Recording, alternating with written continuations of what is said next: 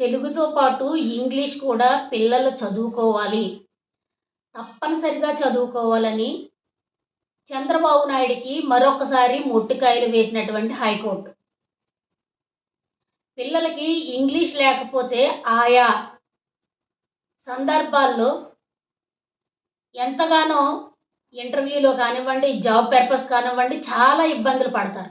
కాబట్టి ఇప్పుడున్నటువంటి కంప్యూటర్ యుగంలో ప్రతి పిల్లలకి కూడా ఎంతగానో ఉపయోగపడేటటువంటి ఇంగ్లీష్ మీడియంని వద్దని, ఇంగ్లీష్ చదివితే పిల్లలు మొద్దబ్బాయిలు అయిపోతున్నారని చంద్రబాబు నాయుడు గారు ఎద్దేవా చేశారు. దీనికి కారణం ప్రైవేటు స్కూలుల్ని ప్రోత్సహించడం కోసమే చంద్రబాబు నాయుడు ఇలా చేస్తున్నారు అనేది స్పష్టంగా తెలుస్తుంది.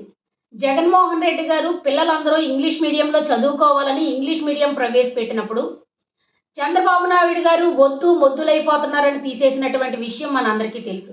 కానీ ఈవేళ హైకోర్టు పిల్లలకి ఇంగ్లీష్ మీడియం చాలా అవసరం, లేకపోతే పిల్లలు ప్రయోజకులు కాలేరు అని స్పష్టం చేసి చంద్రబాబు నాయుడికి హితబోధ చేసినటువంటి పరిస్థితుల్ని ఈవేళ మనం చూస్తూ ఉన్నాం.